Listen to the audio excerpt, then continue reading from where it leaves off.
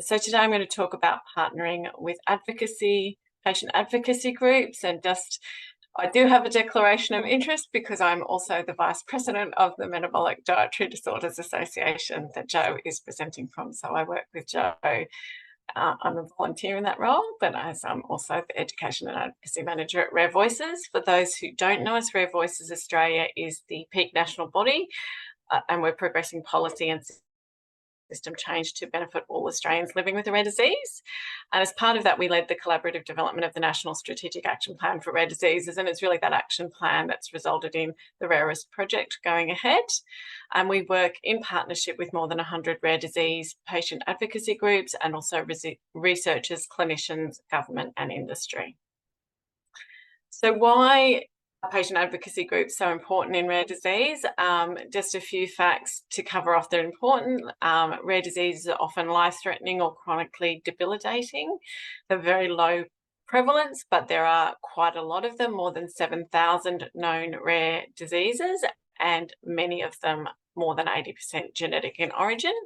And collectively, rare disease actually affects 6 to 8% of Australians, which is more than diabetes. So it is actually a really important public health issue, but because of the small individual numbers of the group, often it's hard to get that advocacy traction and raise awareness about them. And rare diseases are set often by lack of knowledge, lack of treatment, lack of adequate care pathways. And so patient advocacy groups obviously have an important role in that space.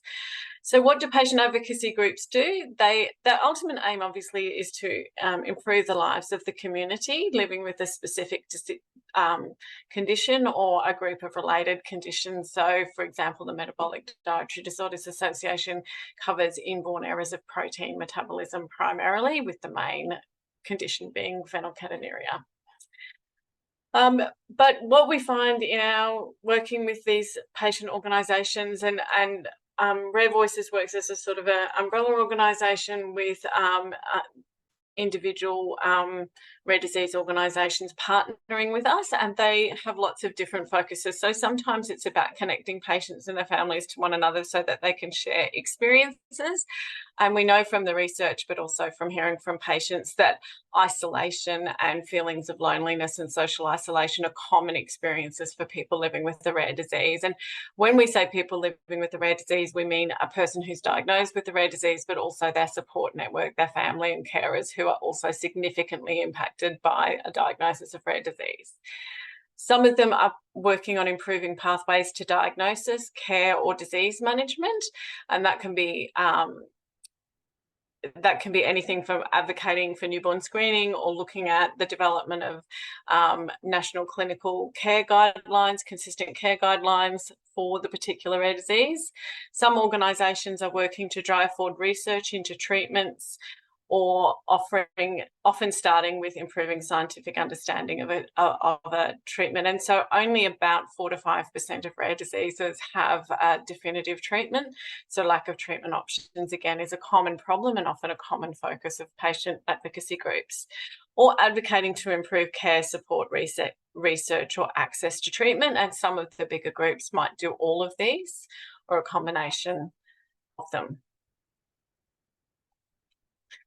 How can patient groups help clinicians? So we know if there's 6 to 8% of Australians living with a rare disease, it is likely that as healthcare professionals, you will meet many rare disease patients or the family members of rare disease patients, but it's unlikely that you'll have specific knowledge of their condition, and that can make it really difficult to build understanding on your own. So engaging with patient organisations, even solely through their websites, can help you to understand a rare disease better and improve the care and support that you provide. So lots of the partner organisations that we have quite comprehensive websites with quite a lot of information. They're often very good at collating research and information and putting it together in one place. Often the target of that information is family members, but it's often very useful for medical professionals as a first introduction to that particular rare disease. And one of the things that we that is a hallmark of rare disease is uncertainty, and we talk about this quite a lot, that often not a lot is known about the disease progression, about what the future looks like, about what the basic science is, and many people with a rare disease will appreciating their doctor just admitting what they don't know and then looking for avenues to do further research and learning. And patient groups can be a really good place to start to do that. I think there are other ways that clinicians can partner with patient groups, and that there's really benefit for both parties in doing this. It can be a really great reciprocal relationship.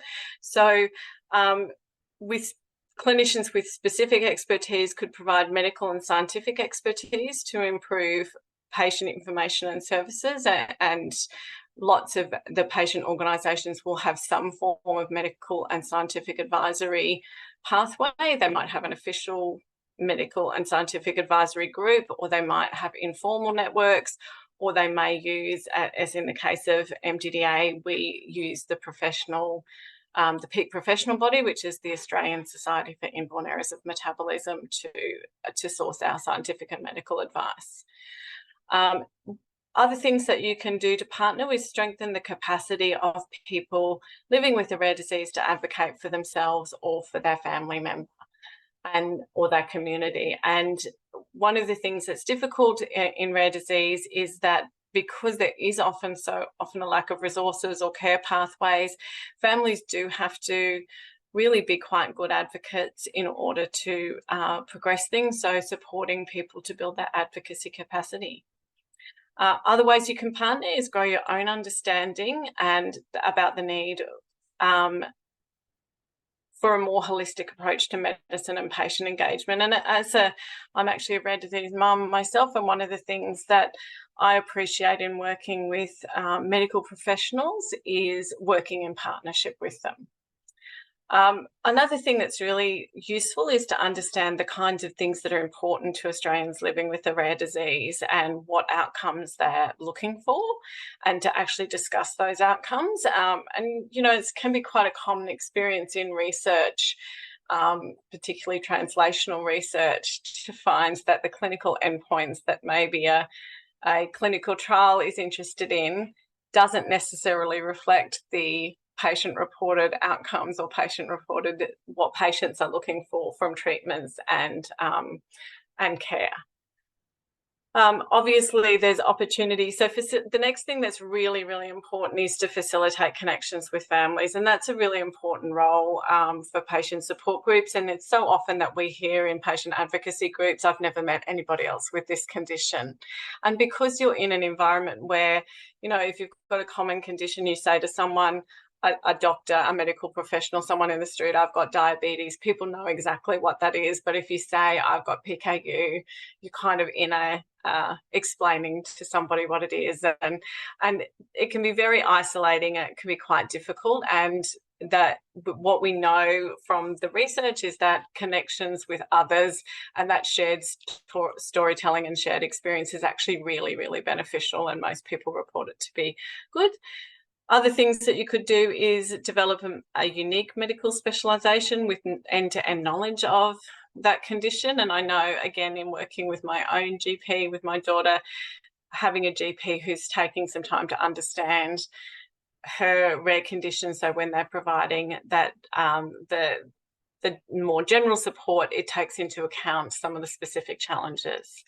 And the other thing that I think medical healthcare professionals are uniquely positioned to do is to contribute to research, or contribute to identifying gaps that might be able to be addressed through research for rare disease patients, which you might be able to see. So there's some of the ways that you can partner with patient groups.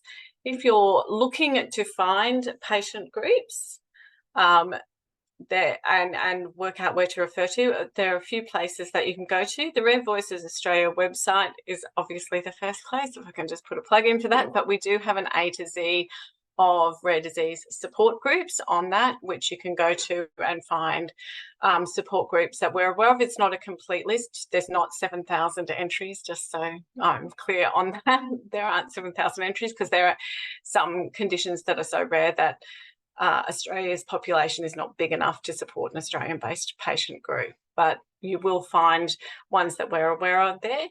Also, there is now the Rare Portal, and Rare Portal is going to be a digital library of verified rare disease information, service and resources customised for the Australian context. Some of the key clinical data or disease data will be coming from the genetic and rare disease information portal that's run by the NIH, but there will be Australian-based information that has just recently launched and is in its first phase of development. So we'd love for you to look at it and give us any feedback. And there will be a process for people to suggest updates and changes on that. As Emma just said, the RD101 program that has been developed for the Australian context is also a really useful resource if you want to learn more about rare diseases generally. And if you are trying to understand how to assess the strength, the credibility of a patient group, we've also developed this guide, Ethical, Effective and Engaged, for rare disease organisation leaders. And it's really about giving advice to rare disease organisations in setting up a really strong and credible organisation. And sometimes that can be an important part of when you're referring somebody somewhere, to know that they use an evidence-based, research-based and informed approach to the provision of their care and support to patients. And I think that's all I had.